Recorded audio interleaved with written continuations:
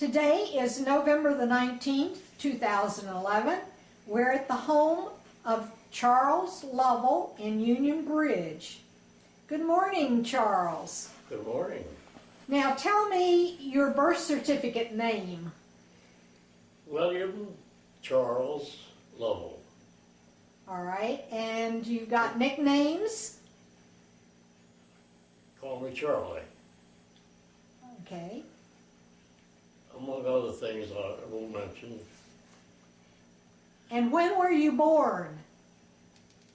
I was born in Westminster, but my folks lived in New Windsor at the time.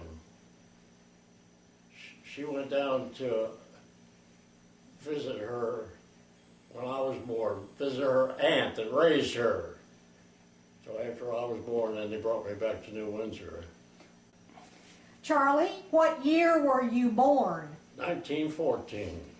Okay, and you were born in Westminster but lived in New Windsor. Yes. Who were your parents? Their name of your parents? My dad's name was William D. Lovell Jr. My mother's maiden name, Goldie E. McClellan. McClellan. Yes. Okay. Are you related to the Lovells around Carroll County? Yes. Marker Lovell? Marker. Yes. He would have been what relationship to your dad?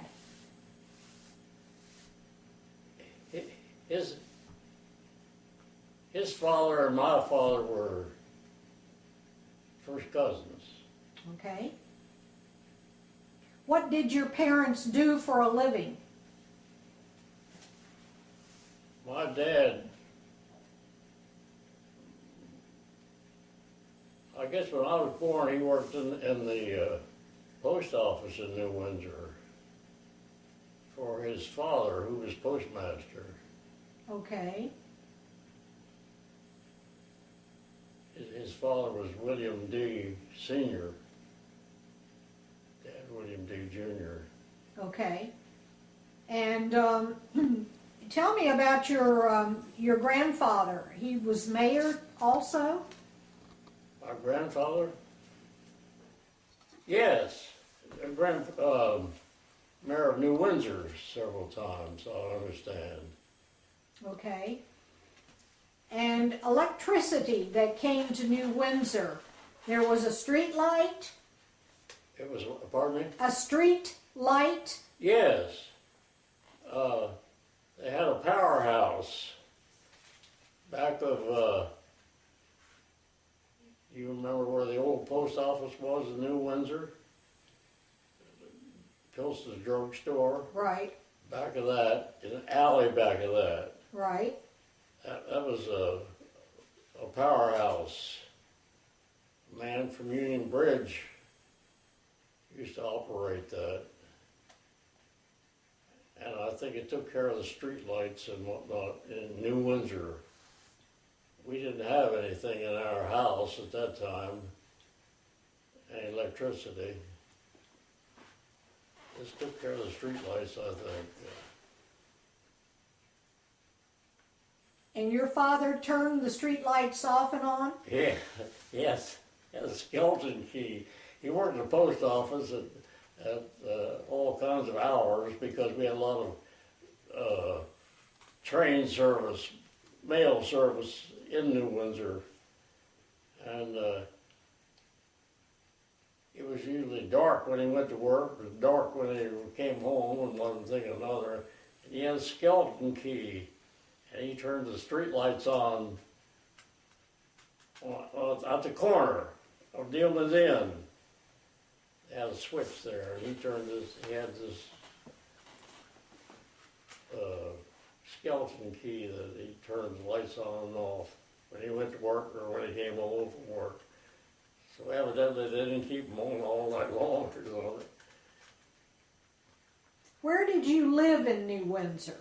Where'd you grow up? Down below Dealman's Inn, on that street. On Main Street or Bath Street? It was Bath Street. It was Bath Street, and everybody called it Back Street. I lived 4 houses down from Dillman Inn. Okay.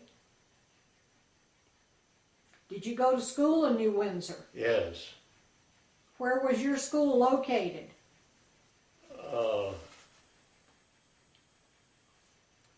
I don't know the name of that street. Up near the college. Yeah, it would have been a Main Street. Yeah, it was on Main Street. It was a 2-story brick house. Two-story, yeah. Yeah. 4-room schoolhouse. Okay, and it's now a private residence. Yes. But the building is still there. Yeah, it's still there. Okay. Did you ever play over at the Dillman Inn with any of the guests or children, or did you know any of the workers that worked at the Dillman Inn? Oh, yes. People by the name of Green were custodians of the place. Rolly Green and his wife. I can't think of her Was name. she a Murphy Green? Murphy. Okay. Murphy Green, yeah. They worked for Dillman. Did you know Mr. Lou Dillman? Yes. Can you describe him? Oh yeah, he was a distinguished looking gentleman. And he was quite interested in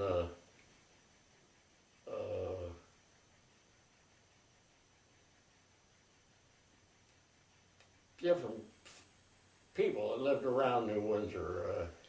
I know he'd go through the cemeteries and write the obituaries off the tombstones and whatnot. He was formerly a pharmacist in New Windsor, and all of a sudden he ended up as I think librarian, one of the libraries in Baltimore. Yes, that's what we understand. Where was his drugstore located? His drugstore, right beside the old post office in the same building. Okay, so it was in that original building then next to New Windsor State Bank. Yes. That's still there today. Yeah, that's where it was. Okay. Did you know Mr. Lou's sisters? Sister? No. Lena? Oh, I've heard the name. No, I didn't know her. In fact, I don't. He didn't live there all the time. Of course, he was in Baltimore. He come up there in later years at the old inn.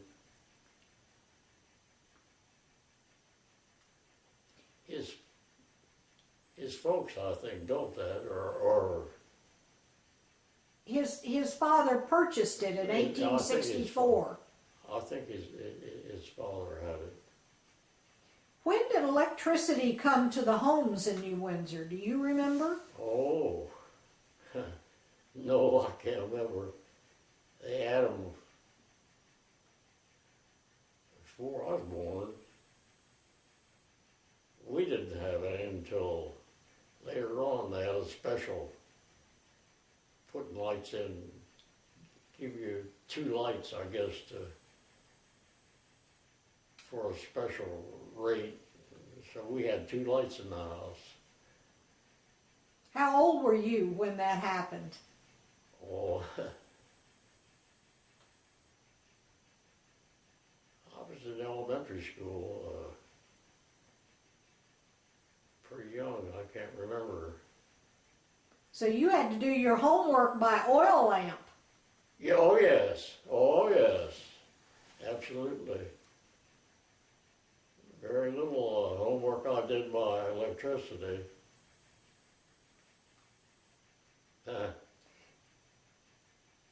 That was at the kitchen table. Did you have a well on your property? No, we had town water. You did have town water then. Yeah. Okay. That was put in during my grandfather's administration, I understand. came from a spring outside of New Windsor, out around Marston. And it still does to this day. It still does. So it's Yes. still the same thing, yeah.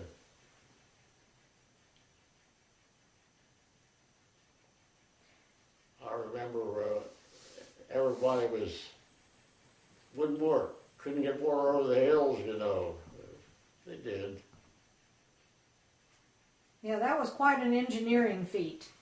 Well, can you tell me about some of the activities that you saw going on at the Dealman Inn when you were a teenager? At where? At the Dealman Inn.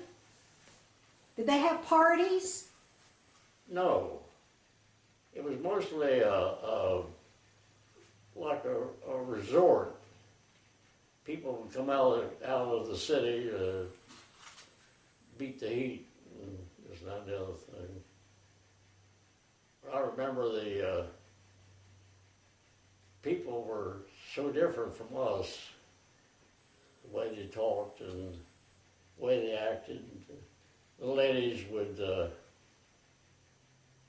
dress up at the middle of the day and they had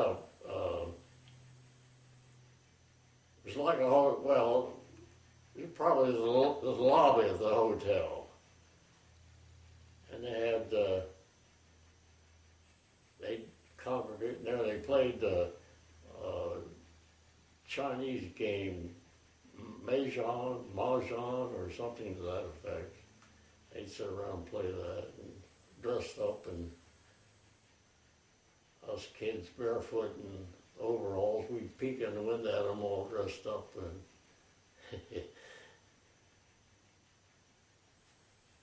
they, most of them were city people. Then we had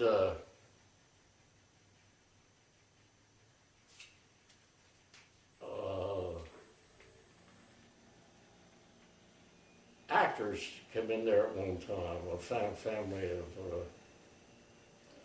they were an acting family.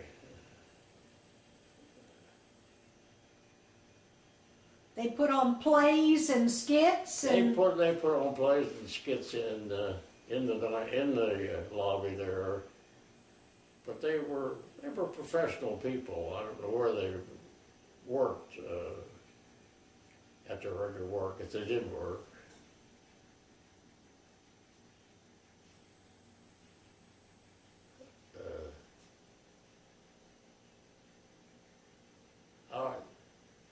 I'll have to tell you this. Family of actors, named of Talmadge. They were sort of weird people. And had a family, teenagers and whatnot.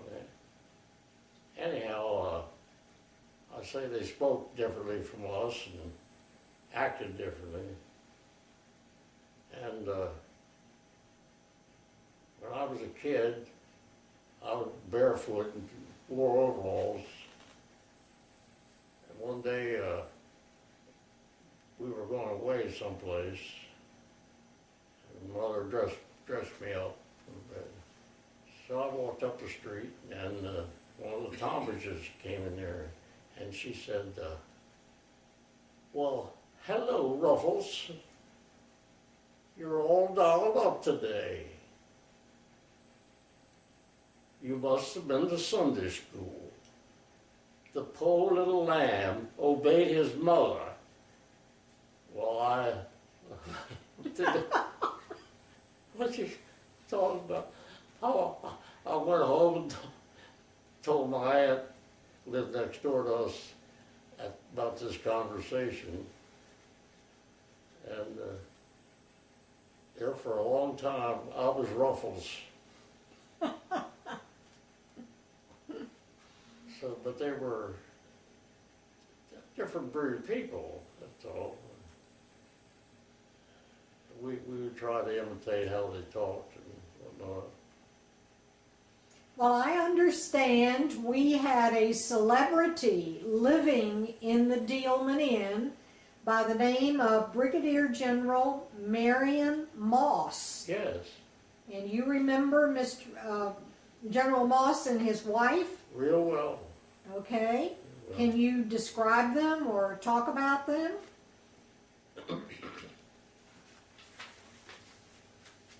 He used to go to church every Sunday, right across the street at the Methodist church. And he'd walk, take real little short steps and walk. I don't know whether it was, we thought he was marching, you know, these real little short steps. But he went every Sunday he went to church. And they had this car, an open car. They had this colored chauffeur from New Windsor. They had a uniform on him and everything. It was this type of car that had running boards. And you used to see parades and celebrities in open cars. Well, that's the kind of car it had. And it had a spotlight on the fender, on a pedestal, that the guy could operate from the inside. What the object of that was, I don't know. Sam Hill operated it, I guess. Sam Hill was the chauffeur? He was the chauffeur. And he would haul him around quite a bit. Mrs. seemed to be a lot younger than General Moss. She was a nice-looking lady, slender lady, but she seemed a lot younger than him.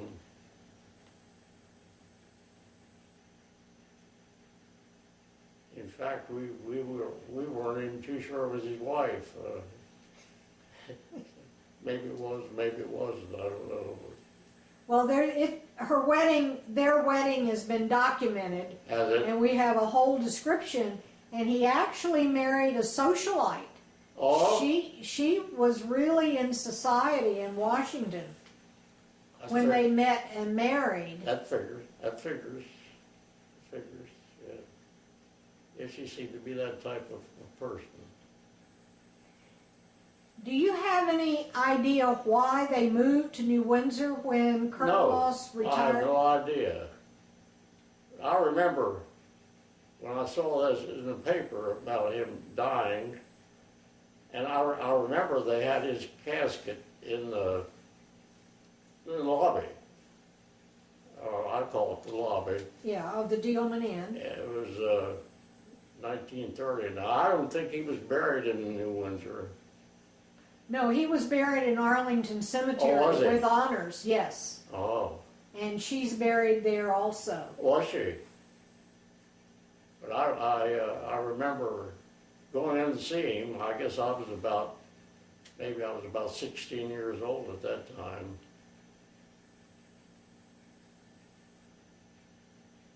But they had him in this, I'll call it the lobby.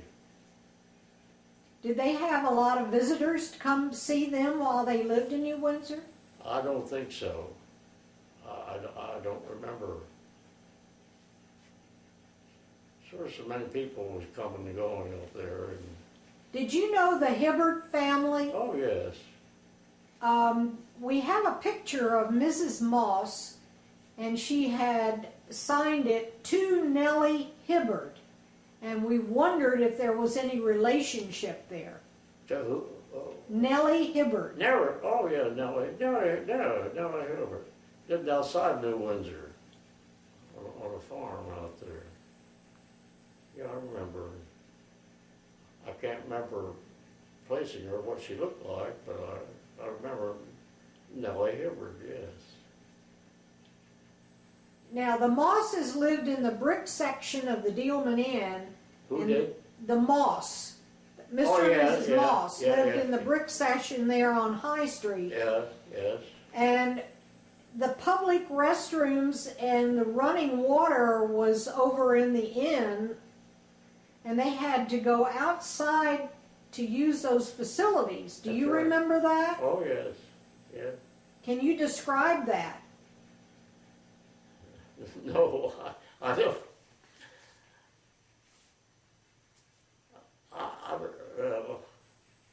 No, I can't describe, but I remember how they used to go back behind there and go out to the user facilities.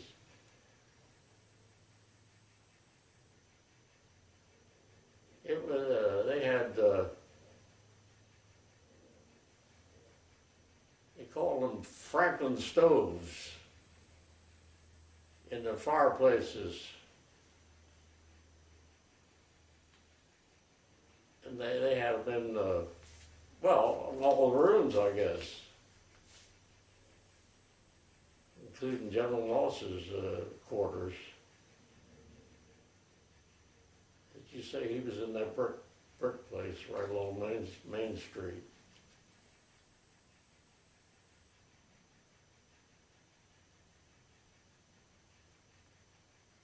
But he'd get around. I don't think he used a cane or anything. He short steps. Well, being military, he probably was used to a cadence walk. That's what we figured. We always said about him marching over to church, you know.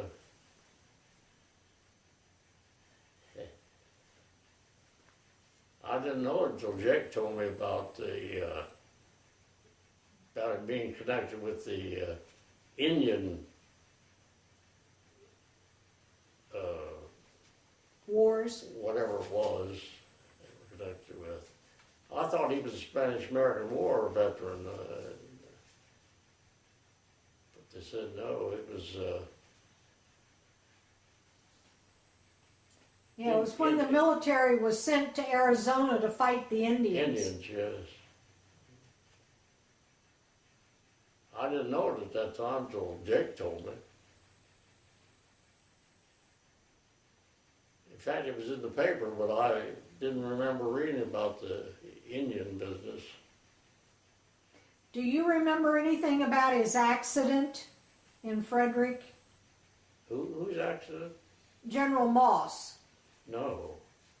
Or in his car? Yes. No, I don't remember that. There was an article in the newspaper that said he was driving erratically and hit a structure, and when the police arrived, they determined that some medical condition had caused this, and they rushed him to a hospital.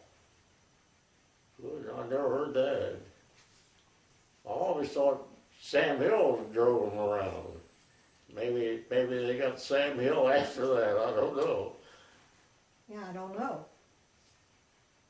But I remember the car real well. He could have been. Never heard that.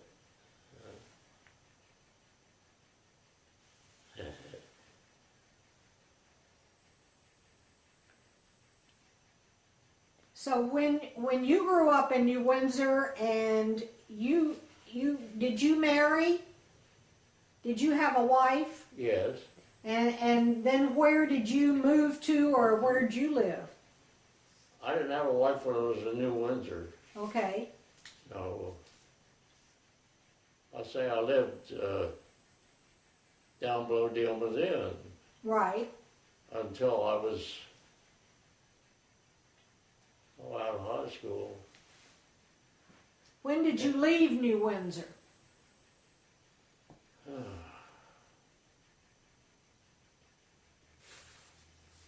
44, I guess. That's when I got married. Okay. Yeah. Yeah, I was in Florida.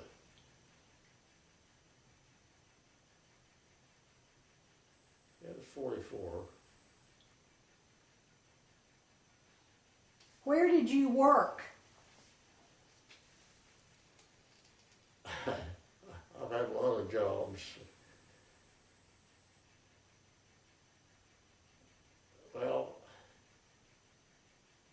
guess the first place I ever worked was at Shriver's canning factory. Of course, I had kids' jobs, mowing grass, and worked in a grocery store, and that sort of thing.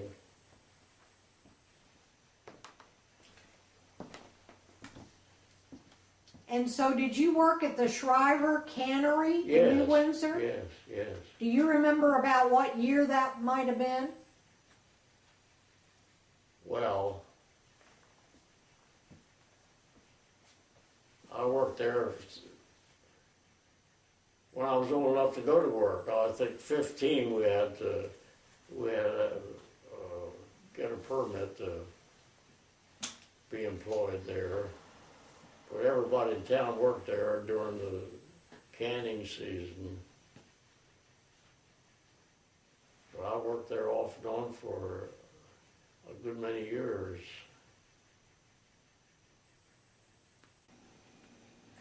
Charles? Yes.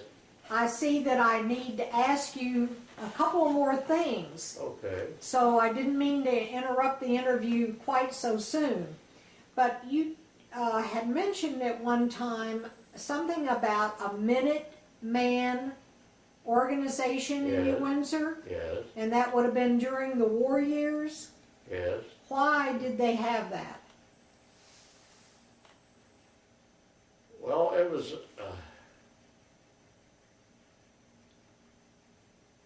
I think, to protect the home people. Everyone else was in service, and we were part of the National Guard when they organized this Minuteman thing. We were sworn in just like in the service, and we had our regular duties. We had drill, and we had rifle practice, and had a lot of lectures, first aid and whatnot. But I think we were mostly, at that time they had blackouts and things like that, and we would get together, patrol the streets and whatnot, to see that everyone had their lights off, and see that no one was being molested and that sort of thing. Did you wear a uniform? Yes. Well, we were sworn in and given a uniform. We weren't issued any arms. But I say we had rifle practice. That was on our own. So you provided your own gun? Yes. We were never issued any. When did the Minuteman organization disband or retired? After the war.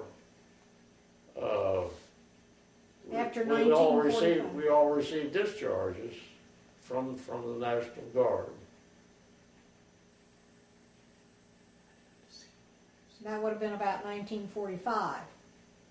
I guess it was. I was still in New Windsor then.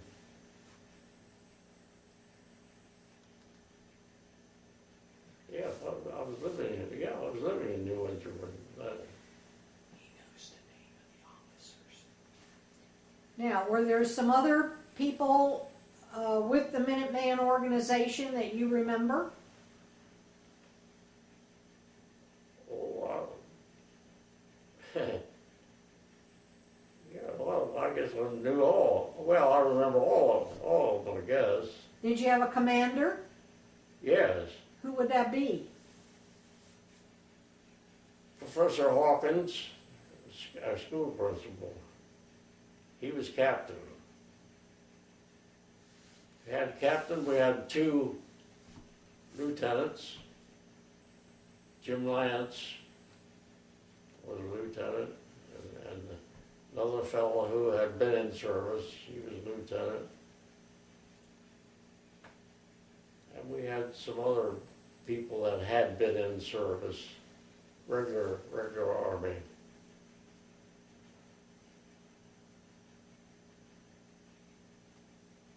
Mostly we're just local people. I don't think we were very good soldiers, but we drilled. Well, if there had been a need, you might have risen to the cause. Yes. There were a lot of businesses in New Windsor. Businesses, stores and businesses in the 1940s. What do you remember of those? Well, I guess the store mostly was called the Ark Store. It's right across from the Methodist Church. Been there for years and years and years. Across from the Dillman Inn. That was a general store. And a couple other general stores on the other streets. They had hardware stores. What did you do for fun? For what? For fun, recreation, and to have a good time. Huh.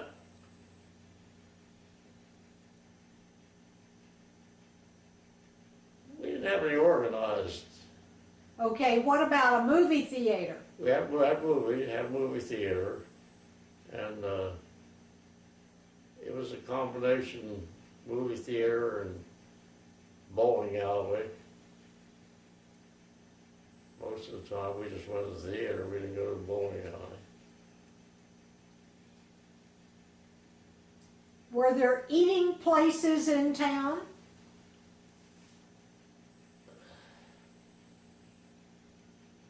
No, not really. Brownie's Corner? Brownie's Corner. He served meals after a while, occasionally. Most of the time it was just strict soda fountain. He and the drugstore had a soda fountain.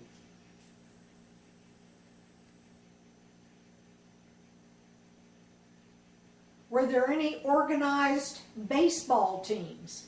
Oh yes. Baseball was a big thing. On Saturday afternoon, all the farmers stopped working and came into town to watch the ball game. I think every town had a ball team. Did you ever play sports? In school, yes.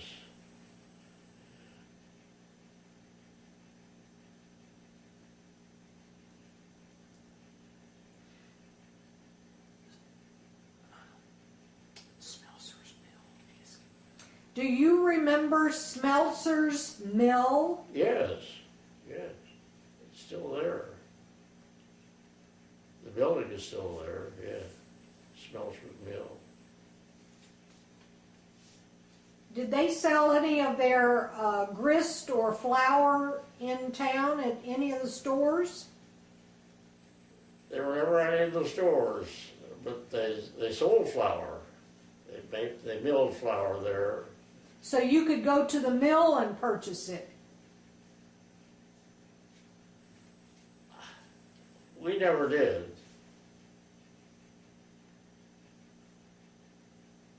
The flour that we bought was made locally or near locally around New Windsor someplace. But no one used their my grandfather worked for Smelser for a long time as a bookkeeper, and of course he felt duty bound to use their product, and he'd bring flour home, and my grandmother didn't like it, so he ended up giving it to us. Apple cider. What about apple cider? Oh yeah, we had an apple. We called it the apple factory.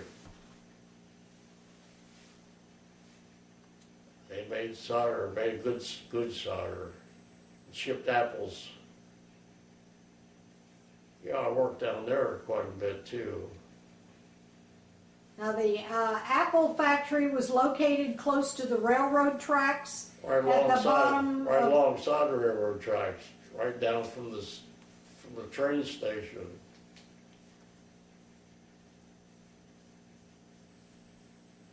The people responsible for that place were connected with Blue Ridge College,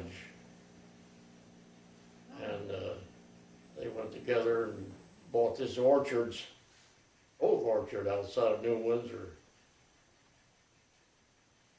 Raised their apples and brought them in there and processed them and shipped them out in New Windsor.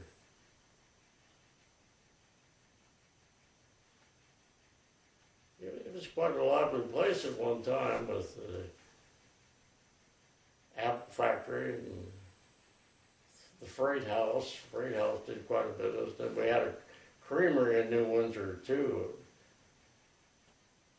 They made butter and that kind of stuff, shipped it off to Baltimore. Did you remember a Mr. Gear who manufactured enamel top tables? He was in the old apple factory. He took over that after they discontinued the apple factory. He came to town, made ladders. Yeah. He was mayor of the town at one time, I think. Oh, okay. I think he was, yes. I never knew him personally. I knew who he was, that's all. Never worked for him. Were you around when the big fire happened? Which one? At the mill? I think the ladder factory burned, didn't it? In the 50s? Oh,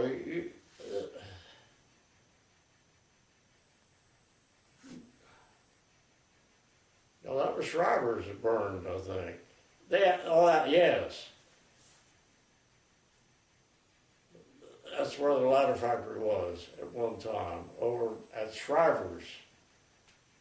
And a big warehouse at Shriver's, and yeah, I remember when it burned. It's quite a fire. There was a lot of train activity through New Windsor. Yes. Do you remember that? Oh, yeah. We had, I think, about 5 mail trains a day through New Windsor.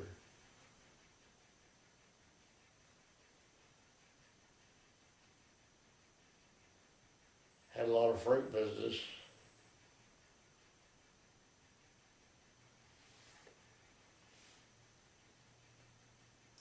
Okay, Charles, thank you so much for letting us come and have this nice chat with you today.